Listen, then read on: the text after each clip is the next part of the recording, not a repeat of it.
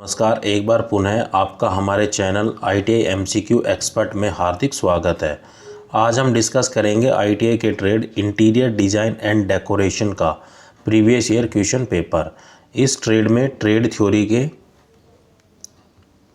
44 questions, workshop calculation and science के 6 questions, employability skills के 25 questions ITI के CBT exam में क्वेश्चंस पूछे जाते हैं। तो साथियों, आपके एग्ज़ाम में टोटल 75 क्वेश्चंस पूछे जाएंगे तथा प्रत्येक क्वेश्चन 2 अंक या 2 मार्क्स का रहेगा। तथा इसके अलावा अगर आप इस ट्रेड से रिलेटेड किसी अन्य कंपटीशन एग्ज़ाम की तैयारी कर रहे हैं तो भी यह क्वेश्चन पेपर आपके लिए काफ़ी हेल्पफुल है, क्योंकि ट्रेड थ्योरी को आपने बुक से चाहे कितनी बारी क्यों ना पढ़ लिया हो, लेकिन जब तक आप MCQ क्वेश्चंस या प्रीवियस ईयर क्वेश्चन पेपर नहीं लगा लेते हैं तब तक आपको यह आइडिया नहीं लगता है कि एग्ज़ाम में कैसे और किस तरीके से क्वेश्चन पूछे जाते हैं और इनके अकॉर्डिंग हम अपनी आगामी परीक्षा की तैयारी कर सकते हैं।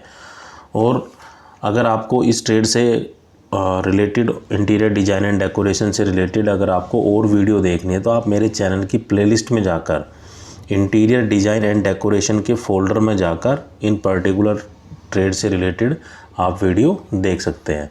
और साथियों, अगर आप पहली बार मेरे चैनल पे आए हैं या अभी तक आपने मेरे चैनल को सब्सक्राइब नहीं किया तो प्लीज़ सब्सक्राइब करें तथा बेल आइकन पर क्लिक कर नोटिफिकेशन को ऑन कर ले, ताकि जब भी मैं कोई नया वीडियो डालूँ तो नोटिफिकेशन आप तक जल्द से जल्द पहुँच जाए। तो चलिए बिना किसी देरी के आज की वीडियो को हम शुरू करते हैं। तो आज का हमारा फर्स्ट क्वेश्चन है, which profession involves more creativity while working in interior space. Interior space में काम करते समय किस पेशे में अधिक रचनात्मक शामिल है। तो ये जो इंटीरियर स्पेस से रिलेटेड है, कोई भी क्रिएटिविटी है, अगर उसको मोर क्रिएटिव बनाना है तो हम क्या करते हैं, इंटीरियर डिजाइनर बनते हैं या आंतरिक साज सज्जा विशेषज्ञ। तो right answer is option A1। Next question is, what is the recommended scale for drying of the furniture plan. Furniture योजना बनाने के लिए जो अनुशासित पैमाना है वो क्या है। तो कि जो रिकमेंडेड स्केल होता है for the drying of the furniture plan is 1:20। तो right answer is option A4। Next question is, which drawing tool is given. कौन सा जो ड्राइंग टूल है वो दिया गया है। तो जो ये ड्राइंग टूल दिया गया है ये है हमारा T²। तो T² में क्या होता है कि जैसे कि आपको देखने से पता चल रहा है ये T की शेप में है। तो इसमें ये जो हमारी होती है इसको हम बोलते हैं ब्लेड और ये हमारा होता है स्टोक। और ये क्या है, 90 डिग्री का एंगल होता है इन दोनों के बीच में, स्टोक और ब्लेड के बीच में। तो जो दिया गया टूल है वो क्या है, T² है। तो right answer is option A3। Next question is, which type of line is particular to section drawings. Section drawing के लिए विशेष रूप से किस प्रकार की रेखाएं होती है। तो ये होती है cutting plane line. Cutting plane lines is particular to the section drawing. तो right answer is option A4। Next question is, the term which is use for the space that are enclose by wall, floor and ceiling. दीवारों, फर्श और छत के जो रिक्त स्थान के लिए किस शब्द का उपयोग किया जाता है। तो इसको हम बोलते हैं इंटीरियर स्पेस। तो interior space is a term which is use for the space that is enclose by the wall, floor and ceiling. तो right answer is option A1, interior space या आंतरिक स्थान। Next question is, which geometrical shape depicted upwards leads to stability. किस ज्यामितीय आकृति को ऊपर की ओर दर्शाया गया है और जिसमें स्थिरता आती है। तो ये हमारी होती है ट्रायंगल। तो triangle is a geometrical shape depicted upward leads to stability. तो right answer is option A3। Next question is, how an interior designer conveys the design idea to the client. एक डिज़ाइन इंजीनियर क्लाइंट को design का जो idea वो कैसे बताता है। तो अगर कोई एज ए क्लाइंट आया डिज़ाइनर के पास, उसे कोई डिज़ाइनिंग करानी है, तो डिज़ाइनर है वो क्लाइंट को कैसे बताएगा, तो वो बताएगा by the communication. Right answer is option ए, आपस में जो वार्ता करेंगे उसके द्वारा ही अपने डिज़ाइन के आइडिया को बताएगा। तो right answer is option A 1। Next question is which of the following is not a pictorial drawing. निम्नलिखित में से कौन सा एक पिक्चोरियल ड्राइंग नहीं है। तो जो मल्टी व्यू होता है वो एक पिक्चोरियल ड्राइंग नहीं है। जैसे आइसोमेट्रिक व्यू होता है, पर्सपेक्टिव व्यू होता है, एनेक्जियोमेट्रिक व्यू होता है, लेकिन मल्टी व्यू कोई व्यू नहीं होता है। तो multi view is not a pictorial drawing. तो right answer is option A 2। Next question is which software is suitable for interior design related free hand drawing. कौन सा सॉफ्टवेयर आंतरिक डिजाइन से संबंधित मुक्त हस्त चित्र के लिए उपयुक्त है। तो ये हमारा होता है ऑटोकैड। तो ऑटोकैड एक सॉफ्टवेयर है, मेनली हम यूज़ करते हैं फॉर द डिजाइनिंग पर्पज़। कोई भी ढंग ड्राइंग बनानी है तो हम ऑटो सॉफ्टवेयर या ऑटोकैड सॉफ्टवेयर का हम उपयोग करते हैं। तो right answer is option A 2। Next question is what is the direction of oblique projection. जो तिरछा प्रक्षेपण की जो दिशा है वो क्या होती है। तो direction of the oblique projection will be skew, वो तिरछी होती है। तो नाम से ही मतलब है जो ओब्लिक होता है वो होता है उसका मतलब तिरछा, और स्क्यू का मतलब भी होता है तिरछा। तो the direction of the oblique projection is skew. तो right answer is option A 3। Next question is which is not included in title block of the drawing sheet. Drawing sheet के टाइटल ब्लॉक में क्या शामिल नहीं होता है। तो seat number हो गया, स्केल हो गया, मेथड ऑफ प्रोजेक्शन, लेकिन the size of the seat, जो सीट का क्या आकार है, ये जो सीट ड्राइंग सीट में जो भी हम टाइटल बॉक्स बनाते हैं उसमें ये चीज़ इंक्लूड नहीं होती है। तो जैसे ये ड्राइंग है तो टाइटल बॉक्स हमेशा बॉटम राइट में बनाया जाता है। तो राइट साइड बॉटम में ये जो हमारा क्या कहलाता है टाइटल बॉक्स। तो टाइटल बॉक्स के अंदर हमने क्या स्केलिंग यूज की है, मेथड ऑफ प्रोजेक्शन क्या हमने यूज किया है, और सीट नंबर क्या है, रोल नंबर लिखना हो, कैंडिडेट का नाम लिखना, तो ये चीज़ें हम टाइटल ब्लॉक्स के अंदर लिख सकते हैं। लेकिन size of the seat, seat का आकार क्या है, वो टाइटल ब्लॉक्स में लिखा नहीं जाता है। Next question is what is the method of projection if the object is place above the horizontal plane. यदि क्षैतिज विमान के ऊपर वस्तु रखी जाए तो प्रक्षेपण की जो विधि है वो क्या है। ये होती है हमारी फर्स्ट एंगल प्रोजेक्शन। तो फर्स्ट एंगल प्रोजेक्शन में क्या होता है कि the object is placed in the first quadrant of the 2D plane and the object is placed at top of the horizontal plane and in front of vertical plane. मैं आपको समझाता हूँ। जैसे आपने लोअर क्लास में पढ़ा होगा, ये होती है हमारी जैसे एक्स एक्सिस, ये होती है हमारी वाई एक्सिस। जड़ होती है, मैं दिखाएगा, मैं अभी 2D की बात कर रहा हूँ, 2 डायमेंशनल व्यू की।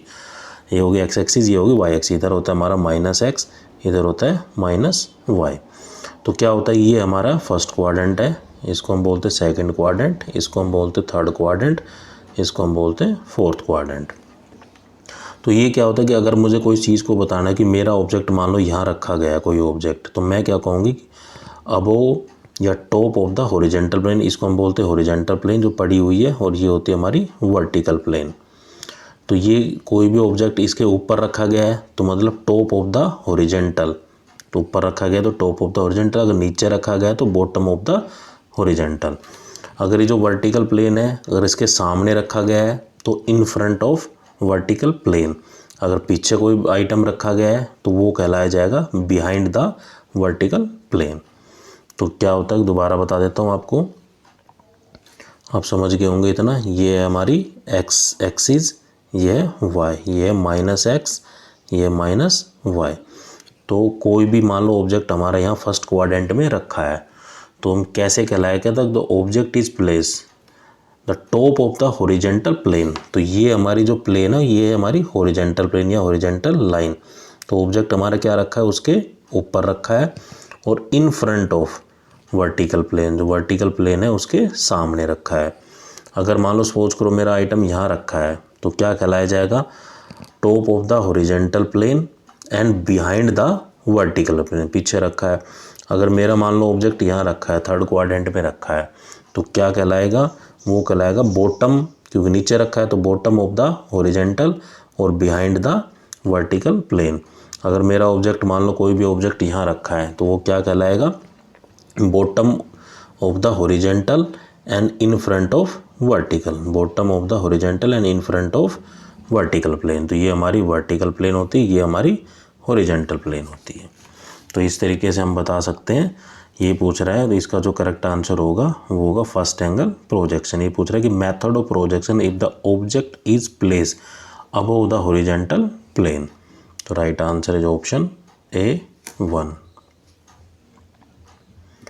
Next question is which work an interior design is entitled to perform. Interior design किस काम के हकदार होते हैं। तो जो इंटीरियर डिजाइन होते हैं वो होते हैं स्थानिक योजना या स्पैटियल प्लानिंग के entitled to perform the interior design. तो right answer is option A4। Next question is what is the function of beam compass. जो बीम कंपास का जो कार्य क्या होता है। तो कंपास या जो प्रकार होता है वो मेनली यूज़ किया जाता है हमारे सर्कल को ड्रा करने के लिए। तो टू ड्रा द सर्कल, वृत्त को बनाने के लिए हम बीम कंपास का उपयोग करते हैं। तो right answer is option A1। Next question is what is the another name of colour. Colour का जो दूसरा नाम है वो क्या है। तो कलर को ही हम दूसरे अन्य नाम से जानते हैं ह्यू। तो right answer is option A2।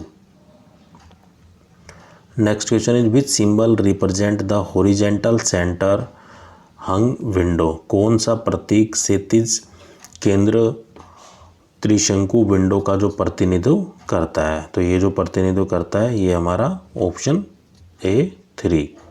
तो right answer is option A3।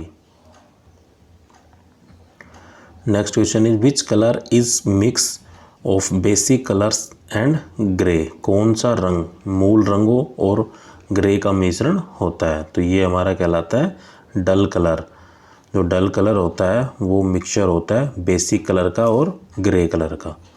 तो right answer is option A4। Next question is which type of line extend uniformly in the same direction without curve और बैंड। किस प्रकार की रेखा वक्र या मोड़ के बिना समान दिशा में समान रूप से फैली हुई है। तो ये हमारी कहलाती है स्ट्रेट लाइन। तो straight line is a line which is extend uniformly in the same direction without curve और द बैंड। तो जैसे कि यह है कि इसमें कोई कर्व नहीं, अगर मैं मान लो लाइन को ऐसे खींचता हूँ तो इसमें क्या है कि कर्व बना है। तो इसका इसलिए हमारा राइट आंसर है कि कोई भी सीधी रेखा होती है जो स्ट्रेट लाइन होती है उसके अंदर कोई भी कर्व या बैंड नहीं होता है। तो right answer is option A3, सीधी रेखा या straight line. Next question is which type of colour depicts the depression. किस प्रकार का रंग अवसाद को दर्शाता है। तो जो डिप्रेशन को जो कलर दर्शाता है वो दिखाता है ब्लू कलर। जो नीला रंग है is a type of colour despite the depression. The right answer is option A3। Next question is which is the type of door symbol. दरवाज़ा प्रतीक का कौन सा प्रकार है। तो चित्र में जो दिखाया गया है ये है साइड हंग राइट हैंड डोर, दाहिने और विशाल दरवाज़ा। तो right answer is option A4। ये आपने ट्रेड थ्योरी में सारे सिंबल देखे होंगे। ये तो जो क्वेश्चन मैं आपको करा रहा हूँ ये आपके जस्ट प्रैक्टिस के लिए करा रहा हूँ। बाकी क्योंकि ट्रेड थ्योरी तो आप बुक से पढ़ चुके हैं और आपके क्लास टीचर ने भी आपको पढ़ाया होगा। Next question is which type of line symbolize a human body in standing position. किस प्रकार की रेखा खड़ी स्थिति में मानव शरीर का प्रतीक होती है। तो जो line symbolize a human body in the standing position is a vertical line. अगर कोई व्यक्ति सीधा खड़ा है तो इसका मतलब वो वर्टिकल खड़ा है। तो right answer is option A4। जैसे ये व्यक्ति ऐसे खड़ा है तो इसका मतलब क्या है कि एक वर्टिकल लाइन है। अगर सोया हुआ होता तो कैसे होता, वो हॉरिजॉन्टल होता। तो right answer is option A4। Next question is which is a type of balance of principle of design. Design के सिद्धांत में एक प्रकार का संतुलन कौन सा है? तो ये कहलाता है हमारा सिमेट्रिक। तो symmetric is a type of balance in principle of the designing. तो right answer is option A3। तो सिमेट्रिक का मतलब होता है कि जो चीज़, मान लो मैंने यहाँ कोई ऑब्जेक्ट रखा, वो यहाँ से इसकी दूरी और इतनी ही दूरी पर कोई ऑब्जेक्ट यहाँ रखा हो, तो मतलब आपस में ये दोनों क्या है कि सिमेट्रिक है। तो सिमेट्रिकल का मतलब होता है कि जो, मान लो मैं कोई ऑब्जेक्ट है इस तरीके से, कोई सर्कल ही मान लो आप, मैंने उनके बीच में लाइन ड्रा कर दी, जैसा आपको इस तरफ हाफ सर्कल दिख रहा है उसी तरफ आपको हाफ सर्कल यहाँ दिख रहा है, तो इसका मतलब ये है कि ये आपस में सिमेट्रिक है।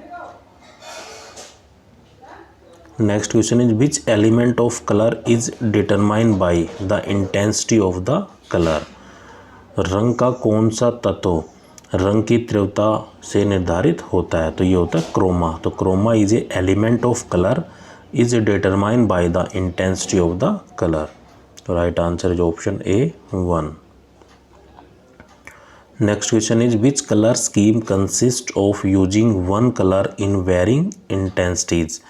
किस रंग योजना में अलग अलग तीव्रता में एक रंग का उपयोग होता है? तो ये हमारे कहलाते हैं monochromatic colour scheme. Monochromatic colour scheme वो होती है जो केवल एक ही कलर से बनाई गई हो। तो मोनोक्रोमेटिक में जो कलर होता है वो केवल एक ही कलर होता है और सिंगल कलर होता है। तो right answer is option A3 monochromatic colour scheme. Next question is what is psychology of colour red. जो लाल रंग का जो मनोविज्ञान क्या है? तो जो लाल रंग का जो मनोविज्ञान होता है वो होता है वार्म, वाइब्रेंट एंड इंटेंस, गर्म, जीवंत और तीव्र। Right answer is option A1। Next question is what is the psychology of colour pink. जो पिंक कलर होता है या गुलाबी रंग का है वो मनोविज्ञान क्या है? तो गुलाबी रंग का जो मनोविज्ञान होता है वो होता है क्लेम, लविंग एंड फेमाइन, प्यार, शांत और स्त्री। तो right answer is option A3। Next question is which movable object supports the human body for resting. कौन सी मूवेबल वस्तुएं आराम करने के लिए मानव शरीर का समर्थन करती है? तो हम मान लो रेस्ट कहाँ करते हैं? बेड के ऊपर करते हैं। बेड किससे बना हुआ है? फर्नीचर से ही बना हुआ है। तो furniture is a movable object that supports the human body for the resting. एक मूवेबल ऑब्जेक्ट है जिसको हम एक स्थान से दूसरे स्थान पर भी ले जा सकते हैं, एक कमरे से दूसरे कमरे में भी ले जा सकते हैं, और इसके ऊपर है जो मानव है वो रेस्ट करता है। तो वो किसके हमको बोलते हैं? उसको हम बोलते हैं फर्नीचर। तो right answer is option A2। Next question is which style of furniture is reflected in stone age. पत्थर की उम्र में फर्नीचर की कौन सी शैली परिलक्षित होती है? तो ये हमारी होती है प्री हिस्टोरिक फर्नीचर। जो प्रागैतिहासिक, जो बहुत ही हिस्टोरिकल का बहुत पहले जो फर्नीचर आता था वो एक स्टाइल जनरेट करता है फर्नीचर की, that is reflected in the stone age. Right answer is option A2। Next question is what is the armoire. शस्त्रागार क्या है? तो आर्मोरे क्या है कि एक स्टोरेज ऑफ फर्नीचर है, जो फर्नीचर का एक भंडारण है, उसी को हम शस्त्रागार या आर्मोर कहते हैं। तो right answer is option A1। Next question is which furniture is use for the commercial purpose. वाणिज्यिक प्रयोजन के लिए किस फर्नीचर का उपयोग किया जाता है? तो कॉमर्शियल पर्पज के लिए जो हम फर्नीचर यूज करते हैं वो उसको हम बोलते हैं वर्क स्टेशन। वर्क स्टेशन मतलब जहाँ भी अगर कोई इंडस्ट्री है तो कॉमर्शियल में इंक्लूड होगी, कोई ऑफिस है तो कॉमर्शियल हो गया। तो इस तरीके से जैसे घरेलू होता तो होता डोमेस्टिक पर्पज, कॉमर्शियल मतलब किसी ऑफिस इंडस्ट्री में अगर हम फर्नीचर यूज़ कर रहे हैं, इसका मतलब वहाँ पे क्या है कि वर्क स्टेशन है, कार्यस्थल है। तो right answer is option A2। Next question is what is the science of measurement of the human body. मानव शरीर के मापन का विज्ञान क्या है? तो मानव शरीर के मापन का जो विज्ञान है वो कहलाता है एंथ्रोपोमेट्रिक्स। तो right answer is option A 3, anthropometrics. Right answer is option A 3।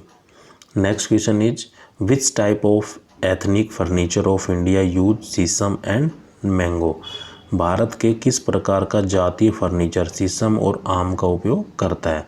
तो ये करता है हमारा बाड़मेर का फर्नीचर। तो Barmer furniture is the ethnic furniture of India use sheesham and mangoes, जो कि आम और शीशम की लकड़ी को यूज करके कोई फर्नीचर तैयार करते हैं। तो ये ज़्यादातर किए जाते हैं बाड़मेर में। तो right answer is option A 1। Next question is which organization is involve in the ergonomic process. Ergonomic प्रक्रिया में कौन सा संगठन शामिल होता है। तो इस प्रक्रिया में जो संगठन शामिल होता है वो होता है हेल्थ सेफ्टी एंड डिपार्टमेंट, स्वास्थ्य और सुरक्षा विभाग। तो right answer is option A 4। Next question is what is the surface furniture for work. सतह फर्नीचर कौन सा है। तो जो surface furniture for the work is folding table. जो मुड़ जाने वाली जो मेज होती है वो क्या कि सरफेस फर्नीचर है, जो कि काम आती है। तो right answer is option A 3, जो कि बैठने के काम में आते हैं और उसको फोल्ड कर कर हम रख सकते हैं ताकि जो ज़्यादा स्पेस है वो ना घेरे। Next question is what kind of furniture was use by people in the 16th century.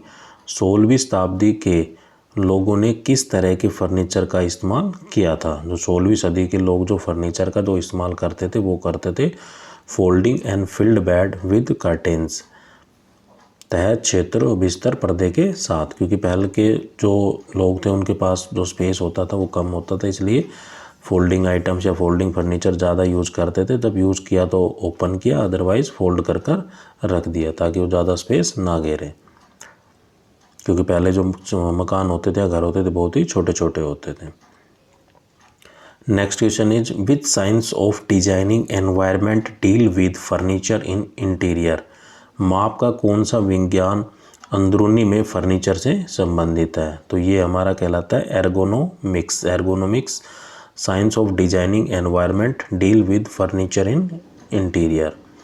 Right answer is option A 1। Next question is when designing an efficient work space the left hand will cover. कुशल कार्य क्षेत्रों को design करते समय बाएं हाथ को cover किया जाता है। तो ये करते हैं with the help of maximum working area, अधिकतम कार्य क्षेत्र। तो right answer is option A 3। Next question is which furniture is use for the commercial purpose. किस फर्नीचर का उपयोग वाणिज्यिक उद्देश्य के लिए किया जाता है। तो कॉमर्शियल पर्पज हो गया, कोई भी ऑफिस इंडस्ट्री में होता है, सब कॉमर्शियल पर्पज़ के लिए फर्नीचर यूज़ करते हैं। जो भी हम कॉमर्शियल पर्पज़ के लिए फर्नीचर यूज़ करते हैं तो उनको क्या किस उद्देश्य के लिए किया जाता है, तो उनको हम बोलते हैं एग्जीक्यूटिव टेबल। तो right answer is option A 2, executive table furniture is use for the commercial purpose. Next question is which program या programming procedure enable physical documentation for designing spaces. कौन सी प्रोग्रामिंग प्रक्रिया डिजाइनिंग रिक्त स्थान के लिए भौतिक प्रलेखन को सक्षम करती है। तो ये हमारी कहलाती है डाटा कलेक्शन या आंकड़ा संग्रहण। तो right answer is option A 2। Next question is what is the recommended size for the master bedroom. अगर कोई बेडरूम हम डिज़ाइन कर रहे हैं या मास्टर बेडरूम डिज़ाइन कर रहे हैं, उसका जो अनुशासित आकार है वो कितना होना चाहिए। तो वो होना चाहिए 16/12 या 12/16, 12 इंच गुना 16 इंच। तो right answer is option A 4।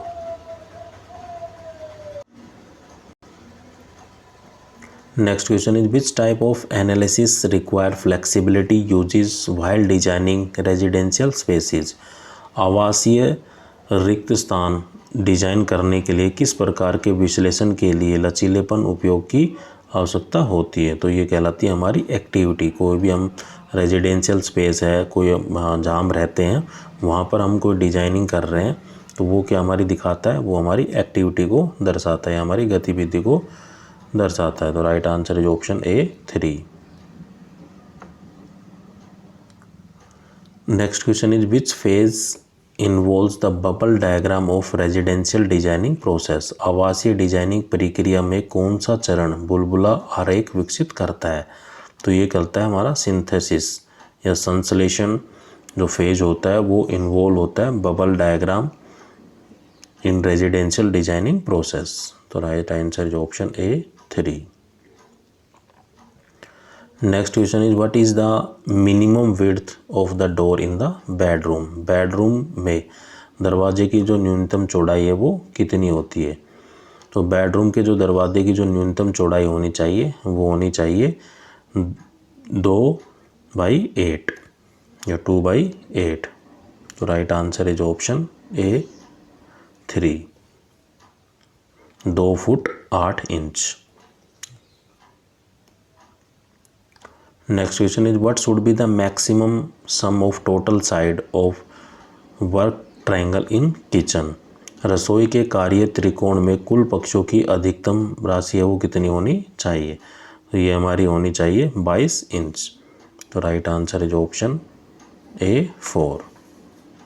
तो साथियों ये तो है 44 क्वेश्चन स्ट्रेट थ्योरी के। अब जो 6 क्वेश्चन आएंगे वो आएंगे हमारी वर्कशॉप कैलकुलेशन एंड साइंस के।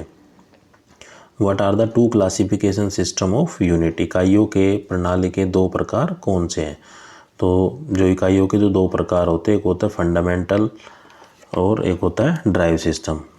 Right answer is option A 3, fundamental and drive system. Next question is what are the fundamental unit. इनमें से जो मूलभूत इकाइयाँ हैं वो कौन सी? तो मूलभूत इकाइयाँ जो होती हैं वो हमारी लेंथ, मास एंड टाइम। तो right answer is option A 2, लंबाई, द्रव्यमान और समय। Next question is what does the letter M in MKS system. MKS प्रणाली में जो एम अक्षर है वो क्या दर्शाता है? तो एम का मतलब होता है मीटर, के for kilogram, S for second. तो मीटर, किलोग्राम, सेकंड। तो यहाँ हमसे पूछा गया है कि एम का मतलब क्या है? तो एम का मतलब है metre. Right answer is option A 2। Next question is what is the square root of 5 to 9। तो अकॉर्डिंग टू ऑप्शन में आप काम कर सकते हो। अगर मैं 23 को 23 से मल्टीप्लाई करता हूँ तो कितना आता है? 5 to 9। और 5 to 9 का हम वर्गमूल भी निकाल सकते हैं। ये निकालते कैसे हैं? 5 to 9 तो पेयर बनाते, पीछे से यहाँ पेयर कंप्लीट नहीं हुआ तो आगे हम 0 लगा सकते हैं। तो 2 दूनी 4, ये बच गया 1, ऊपर से तारा पेयर 1 to 9, इसको इसमें जोड़ते हैं 2 2 4, अब जाएगा 3 पे। 1 to 9। तो राइट आंसर इज ऑप्शन 23। तो correct answer is option A 2। Next question is what is the square of 0.01। 0.01 का हमें स्क्वायर बना, मतलब 0.01 0.01 इनके आपस में मल्टीप्लाई करनी है। तो हमें क्या करना है कि पॉइंटों को पहले भूल जाना है। तो यहाँ सिंपली है क्या? 1 into 1, तो 1 into 1 तो 1 ही होता है। हमें क्या करना है? डेसिमल के बाद अंक गिनने हैं। तो डिजिट गिनने कितने? यहाँ 2, यहाँ भी 2, तो टोटल हो गए 4। तो एक तो ये हो गया, 1 2 3 4, फिर डेसिमल लगा देनी है। तो ये हमारा करेक्ट आंसर होगा option A 2। Next question is convert the 0.456 decimal fraction into the percentage. इसको हमें परसेंटेज में बदलना है। तो 0.456 को हमें परसेंटेज में बदलना है। इसके में अगर मैं डेसिमल हटाऊँ या डेसिमल को हटाता हूँ तो क्या आएगा? 456 डिवाइड बाई 1000। अगर परसेंटेज में कन्वर्ट करना है तो परसेंटेज में कन्वर्ट करने के लिए हम 100 से मल्टीप्लाई करते हैं और गुणा करते हैं। तो ये 100 से 100 कट जाएगा। तो यहाँ बचा 456 डिवाइड बाई 10। तो हम इसको 10 से डिवाइड करेंगे तो आएगा 45.6। तो right answer is option A 1। तो ये जो 6 क्वेश्चन थे ये हमारी वर्कशॉप कैलकुलेशन एंड साइंस के थे। अब जो क्वेश्चन आएंगे वो हमारे आएंगे एम्प्लॉयबिलिटी स्किल के। तो एम्प्लॉयबिलिटी स्किल का हमारा फर्स्ट क्वेश्चन है to be in a job और वर्क। नौकरी या काम में होना। अगर आप कहीं पे नौकरी कर रहे थे इसका मतलब आपके पास रोजगार है, आप एम्प्लॉय हैं। तो right answer is option A 1। To be in a job, job में होना या काम करना क्या कहलाता है? रोजगार। Next question is the ability to do is dash करने की क्षमता है, तो स्किल या कौशल वो क्या है कि एबिलिटी है टू डू, तो the ability to do is a skill, तो right answer is option A 3। Next question is a person with growth mindset is always willing to, एक विकास मानसिकता वाला व्यक्ति हमेशा डैश तैयार रहता है। अगर एक ऐसा व्यक्ति है उसने ये सोच रखा है कि मुझे अपने कैरियर में आगे बढ़ना है, काफ़ी पैसे कमाने हैं, नाम कमाना, इज्जत कमानी है, तो ऐसा व्यक्ति क्या है कि हमेशा बढ़ो, बदलो और सीखो के नियम पर चलता है कि मुझे आगे बढ़ना है तो मेरे अंदर क्या कमी है उस कमी को इम्प्रूव करना है, वीकनेस को स्ट्रेंथ में कन्वर्ट करना है और मुझे नई नई स्किल सीखनी है और लर्निंग करनी है।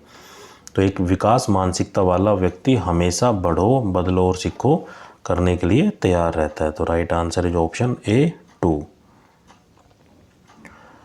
Next question is jobs that have became outdated in the last 5 year dash, ऐसी नौकरी जो पिछले 5 वर्षों में पुरानी हो गई है। अगर मैं पिछले से 10 या 12-15 साल पहले की बात करूँ तो पहले जो मोबाइल फ़ोन्स होते थे वो बहुत ही कम लोगों के पास होते, लेकिन आजकल क्या कि लोगों के पास काफ़ी, हर व्यक्ति के पास फ़ोन है। जब पहले आज से 10 से 15 साल पहले लोगों के पास फ़ोन नहीं होते थे तो लोग जब फ़ोन करते थे एक स्थान से दूसरे स्थान पर अपने रिलेटिव्स को, अपने फ्रेंड को, तो वो जाते थे एसटीडी बूथ के ऊपर। तो एसटीडी बूथ होता है सब्सक्राइबर ट्रक डायलिंग, तो यहाँ से हम किसी एक व्यक्ति को या दूसरे व्यक्ति, एक जो दूसरे स्थान पर बैठा हुआ है उस व्यक्ति से हम बातचीत करते थे। और इससे क्या है कि एक दुकानदार एक तरीके से एसटीडी बूथ को चलाता था, तो उसका मतलब उसके पास रोज़गार था, काम था, वो वहाँ से अर्निंग कर रहा था। लेकिन पिछले कुछ सालों में ये जो धंधा है बिल्कुल ही ख़त्म हो गया क्योंकि हर लोगों के पास है कि मोबाइल फ़ोन है, तो right correct answer is option A 1। तो जो एसटीडी बूथ है वो बंद हो गए, इसलिए नौकरियां चली गई जो लोगों को इनसे रोज़गार मिला हुआ था।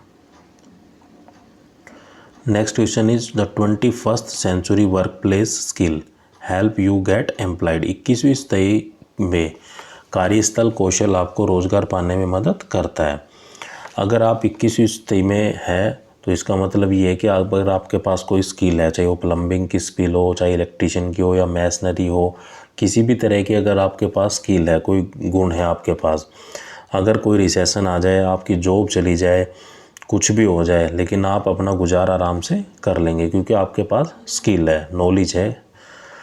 तो ये कह रहा है कि 21वीं सदी में कार्यस्थल कौशलता आपको रोज़गार पाने में मदद करती है, यहाँ तक कि जबकि मार्केट में कोई बदलाव आ जाता है, इवन मार्केट कैप चेंज, कोई रिसेशन आ जाए, आपकी किसी कारणवश जॉब चली जाए, लेकिन आपके पास कुशल है, रोज़गार है, स्किल है, तो आप आसानी से कमा पाएंगे या रोज़गार में रहेंगे। Next question is ethics means, नैतिकता का अर्थ क्या है। Decide what is right what is wrong for a human conduct, यह तय करे कि मानव आचरण के लिए क्या सही है और क्या गलत है, ये हमारा कहलाता है नैतिक या फिर एथिक्स, तो right answer is option A 1। Dash values are, मान क्या है, तो मान क्या होता है कि हमारी समाज में क्या वैल्यू है, कितने लोग हमें लाइक करते हैं, हम किसी लोगों को कितना मोटिवेट कर पाते हैं। तो values are motivate our attitude and action, हमारे दृष्टिकोण और कार्यवाही को प्रेरित करना ही वैल्यू या मान कहलाता है, तो right answer is option A 2। Next question, dash is a brief statement about purpose and principle of constitution, संविधान के उद्देश्य और सिद्धांतों के बारे में संक्षिप्त विवरण क्या कहलाता है, तो ये कहलाते हैं हमारी प्रस्तावना। तो प्रस्तावना संविधान के उद्देश्य और सिद्धांतों के बारे में एक संक्षिप्त विवरण होता है, जैसा कि आपने कभी लोअर क्लास की जो बुक होगी उस पर देखा होगा कि शुरू में ही प्रस्तावना या प्रीजेम्बल्स छपी होती है, तो right answer is option A 3। Next question is identify the improper term, अनुचित पद को पहचाने, जो विषम शब्द है उसे हमें को पहचानना है। जैसे वाटर पोल्यूशन होता है, एयर पोल्यूशन होता है, साउंड पोल्यूशन होता है, लेकिन ग्रीन पोल्यूशन कोई पोल्यूशन नहीं होता है, तो ये क्या है कि इन चारों से बिल्कुल ही भिन्न है, तो correct answer is option A 1। Next question, the people from all religion और no religions are treated equally means, सभी धर्म या किसी भी धर्म के लोगों के साथ समान व्यवहार नहीं किया जाता सेकुलर कंट्री या सेकुलर देश, तो ऐसा देश कहलाता है सेकुलर कंट्री या धर्मनिरपेक्ष देश। सभी धर्मों या किसी भी धर्म के लोगों के साथ समान व्यवहार नहीं किया जाना, ऐसा देश कहलाता है सेकुलर कंट्री। तो correct answer is option A 4। Dash is a major change take place in manufacturing. Manufacturing में जो मुख्य परिवर्तन होते हैं वो किसकी वजह से होते हैं? वो होते हैं इंडस्ट्री के अंदर कोई रिवॉल्यूशन आया, उद्योग क्रांति आई हो। तो industrial revolution is a major change take place in the manufacturing. उद्योग क्रांति मैन्युफैक्चरिंग के परिवर्तन या प्रमुख परिवर्तन होते हैं। तो correct answer is option A 2। Next question is first industrial revolution start in. पहली औद्योगिक क्रांति की शुरुआत कब हुई थी? तो पहली औद्योगिक क्रांति की जो शुरुआत हुई थी वो थी 18वीं सदी में या 18th सेंचुरी में। तो right answer is option A 1। Next question is hard skill, कठिन कौशल क्या है? तो नॉर्मली आपने देखा होगा कि जो भी हम टाइपिंग स्पीड करते हैं, अगर बहुत ही काफ़ी प्रैक्टिस करने के बाद 30, 35, 40 तक पहुंचते हैं, लेकिन अगर 60 वर्ड का आपको टारगेट दिया जाए कि आपको 60 वर्ड पर मिनट टाइपिंग स्पीड अपनी करनी है, हो सकता है आपको साल, 2 साल, 3 साल लग जाए सीखने में, लेकिन एक तरीके से कर पाएंगे। लेकिन कुछ ही लोग इस चीज़ को अचीव कर सकते हैं। तो इसलिए क्या है कि एक हार्ड स्किल मानी जाती है, कठिन कौशल माना जाता है। अगर आपको इंग्लिश सीखनी है तो बहुत जल्दी सीख लेंगे, कोई लर्निंग करनी है, क्विक लर्नर है तो आसानी से सीख पाएंगे, टाइम को मैनेज कर सकते हैं। लेकिन 60 वर्ड टाइपिंग स्पीड लाना या बनाना करना एक हार्ड स्किल में माना जाता है। तो right answer is option A 3। Next question is to grow yourself you must. अपने आप को विकसित करने के लिए आपको क्या करना चाहिए? अगर हमें अपने आप को विकसित करना है तो हमें अपने आप को खुद को पहचानना होगा कि हमारी क्या स्ट्रेंथ है, क्या हमारी वीकनेस है। तो अगर हमें स्ट्रेंथ को, हमारी जो वीकनेस है उसको स्ट्रेंथ में बदलना है तो हमें खुद को पहचानना होगा कि हमारी क्या क्या कमी है और उसको हमें इम्प्रूव करना होगा। तो to grow yourself you must know yourself. अपने आप को विकसित करने के लिए हमें खुद को पहचानना होगा। तो right answer is option A 2। Next question is time management. समय प्रबंधन क्या है? कि कोई भी टास्क है वो अगर समय पर हम कंप्लीट कर रहे हैं तो हम समय का पालन कर रहे हैं, टाइम मैनेजमेंट। तो time management is a complete your task on the time. अपने कार्य को समय पर पूरा करना ही समय प्रबंधन कहलाता है। तो correct answer is option A 1। Next question is A resume should be. Resume कैसा होना चाहिए? तो रिज्यूम हमेशा शॉर्ट एंड प्रिसाइज होना चाहिए। तो right answer is option A 1। Next question is a written description of duties and responsibilities to be carried out in a job is called. किसी कार्य में किए गए कर्तव्यों और जिम्मेदारियों का जो लिखित विवरण है वो क्या कहलाता है? तो जब भी आपकी जॉब लगती है, चाहे गवर्नमेंट जॉब हो चाहे प्राइवेट जॉब हो, तो आपकी क्या क्या कर्तव्य होते हैं, आपकी क्या क्या ड्यूटीज़ होती है, क्या क्या रेस्पॉन्सिबिलिटी और जिम्मेदारी आपको करनी है वो वर्क प्लेस पर, वो हमारा कहलाता है जॉब डिस्क्रिप्शन। तो ये written description of duties and responsibilities to be carried out in a job is called job description, या नौकरी का विवरण। तो right answer is option A 2। Next question is after receiving the interview call what is the next step. साक्षात्कार call प्राप्त होने के बाद आपका अगला कदम क्या होगा? क्योंकि जब भी हमारे पास कोई इंटरव्यू की कॉल आती है तो हमारा अगला कदम होगा कि हम इंटरव्यू देने जाएं या अपीयर फॉर द इंटरव्यू। तो right answer is A 3। Next question is choose the suitable WH word for the given sentences. दिए गए वाक्यों के लिए उपयुक्त WH शब्द चुनिए। Dash animal do you like. तो which animal do you like, आप कौन से एनिमल को या कौन से पशु को पसंद करते हैं? तो right answer is option A 1। Next question is choose the correct punctuation mark after the word Rohan in the given sentences. दिए गए वाक्य में शब्द रोहन के बाद सही विराम चिन्ह चुनिए। Rohan, David and Ram are playing hide and seek. तो जब भी अगर कोई दो नाम होते हैं, जैसे डेविड एंड राम होता है, उनके बीच में एंड लगता है। अगर दो से ज़्यादा नाम हो जाते हैं तो फिर कोमा लगते हुए शुरू हो जाते हैं, जैसे Rohan, comma, David and Ram are playing hide and seek. तो right answer is option A 1। Next question is choose the correct response of the given questions. How have you been. दिए गए पर्सन के लिए सही उत्तर चुनिए। How have you been. तो very well and you मैं बहुत सही हूँ, आप कैसे हैं? तो right answer is option A 1। Next question is choose the correct response of the given question. दिए गए पर्सन की जो सही प्रतिक्रिया चुनिए। When did the accident happen? जो एक्सीडेंट है वो कब हुआ था? तो the accident will be happen at 10:30 last night. तो correct answer is option A 3। वो पूछ रहा है कि जो एक्सीडेंट है वो कब हुआ था, समय पूछ रहा है। तो वैन क्या दर्शाता है? समय को ही दर्शाता है। तो the accident will be happen at the 10:30 last night. Next question is choose the correct tense of the verb I dash music when I was child. क्रिया का सही काल चुनिए। तो जब मैं बच्चा था तो मैं म्यूजिक सीखता था। तो I learned the music when I was child. तो right answer is option A 4।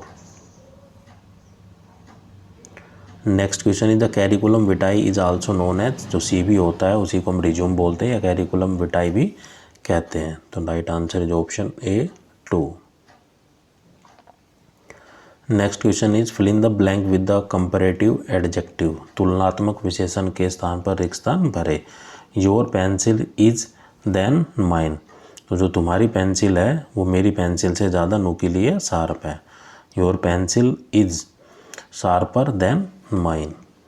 Right answer is option A 2। साथियों, आपको मेरा वीडियो कैसा लगा कमेंट करके ज़रूर बताइए, और आप किसी अन्य टॉपिक पर वीडियो चाहते हो तो यह भी मुझे कमेंट जरूर करें। Thank you. जय हिंद।